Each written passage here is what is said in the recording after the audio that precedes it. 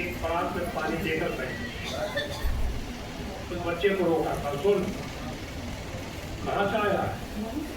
शांतिपुर से। अरे डोगरी टोली के यहाँ आते हैं तो सबके चरण हम धोते हैं, जानते हो क्यों? ये चरण सामान्य नहीं है, ये युग ऋषि का चरण मान के हम सबक कर धोते हैं। और उन्होंने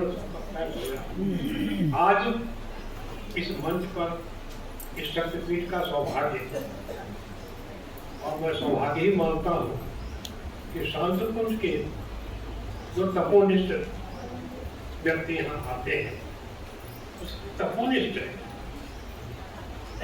उन्होंने बहुत सारी चीजों का त्याग करके और शांतिकुंज में अपना समयदान या समयदान कहना भी शब्द अच्छा नहीं है, वो समय की सेवा दे रहे हैं, तो कोई सामान्य बात नहीं। उनके चरण हमारे लिए गुरुदेव के चरण। आदरणीय भाई साहब ने इतने अच्छे ढंग से और बृहद रूप से गायत्री परिवार के आचरण से लेकर और उनके कर्तव्य बोध कराया, ये हमारे लिए एक टॉनिक का काम करता है। डॉक्टर साहब बैठे हुए हैं, ये टॉनिक प्रिस्क्राइब करते हुए थोड़े वो जागृत हो जाए, स्वस्थ हो जाए। और ये समय सौभाग्य का समय, इतने उपजोर से आए हुए भाई लोग हैं, मैं उनका भी स्वागत करता हूँ, उनका भी नमन वंदन करता हूँ। आपने समय त्याग कर आए, यहाँ पहुंचे और अच्छे संदेश सुने। ये संदेश न केवल सन 26 के कार्यक्रम से ही संबंधित है, बल्कि इसने हमारे सबको जागृत किया है, उनको अपने आचरण का बोध कराया है। और वास्तव में अगर हम थोड़ा सा समय अपना बजटिंग कर दें, 24 घंटे के समय में से अगर थोड़ा सा बांट लें, इतना समय हमें 2 घंटा, 4 घंटा, 3 घंटा, कोई जरूरत नहीं कि जितने बाद आप इसको कर रहे हैं, लेकिन जो 2 घंटा का समय देंगे वो केवल मिशन का ही काम करूंगा। ऐसे ऐसे उदाहरण वाराणसी में है, चंदौली के पंडित जी के यहाँ पर वाराणसी में स्वास्थ्य विभाग में नौकरी करते हैं, अखंड ज्योत बांटना उनका एक स्वभाव। तो रिटायर हो गए तो कहाँ बांटे, तो 100 पत्रिका मंगाते थे और साइकिल से 10 गांव में जाकर पत्रिका बांटा। इससे भावनाओं के लिए उदाहरण हो गए। लेकिन आज क्या वही परिस्थिति है? मैं बहुत नहीं बोल सकता, किंतु आप सोचिए, आप गुरुदेव की वाणी को, गुरुदेव के लेख को, गुरुदेव की नीतियों को कहाँ तक पहुँचाते हैं? गुरुदेव की सेवा में कितना समय देते हैं? समयबद्ध ढंग से अगर कार्य किया जाए तो गायत्री परिवार पूरे विश्व के लिए उदाहरण होगा और होना चाहिए, अब तक हो जाना चाहिए।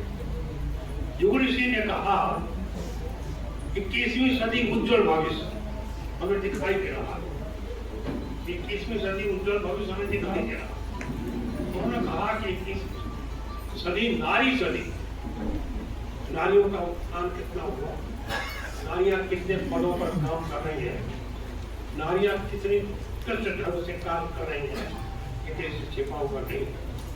युग ऋषि की एक वाणी कहीं से भी गलत हो नहीं सकती। इस विश्वास के साथ हम यहाँ उपस्थित समस्त भाई और बहनों का हार्दिक अभिनंदन करते हुए निवेदन करते हैं आज जो यहाँ से अमृत वचन दिए गए हैं, इनको एक एक वचन को, एक एक शब्द को, एक एक अक्षर को गायत्री मंत्र के बहुत सारे हम लोगों ने परिभाषाएं सीखी, बहुत कुछ जाना, लेकिन आज जो परिभाषा दी गई वो परिभाषा हमारे लिए जीवनदायी है, हमारे लिए मार्ग प्रशस्त करता है कि हमें क्या करना चाहिए और कैसे करना चाहिए। ये अवसर बहुत बड़ा उठाते हैं। आपके जैसे अवसर करना है और इस शब्दों के साथ एक बार पुनः गायत्री परिवार के प्रतिनिधियों के सामने में आप कृपा हो, आप कृपा बनाए रखें और ये विश्वास करें ये शक्ति पीठ इतनी जीवंत और जागृत है और शक्तिमान भी है। किसी भी कार्य में हम पीछे नहीं रहेंगे, बढ़ चढ़ करके, और ये पूरा जोन जो हमारा उप जोन है, ये उप जोन इस कार्यक्रम में आगे रहेगा और हमारी सेवाएं देगा। ये शब्दों के साथ आपको बहुत बहुत धन्यवाद। मुझे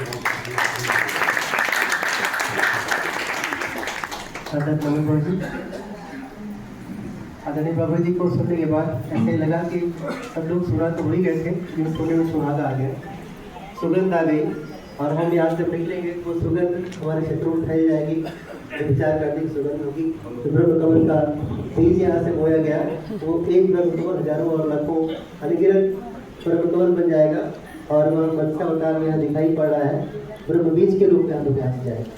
आश्वासन, ब्रह्म बीज के रूप में सब लोग जाएंगे यहाँ से, और एक एक ब्रह्म बीज की कमल और पूरे पूरे अपने अपने ब्लॉक को, अपने जिले को, अपने गाँव को, मोहल्ले को ब्रह्म के पुष्प के साथ गुरुदेव के निर्माण करेगा और उनको नमन करते हुए अपनी योजना को आगे बढ़ाएगा, और 2026 की योजना के साथ में जुड़ते हुए चले जाएंगे। तो धन्यवाद बहुत जी, आपके शब्दों को सुनने के लिए आभारी। का पालन करें, एक बार पूरा ताली बजाएं और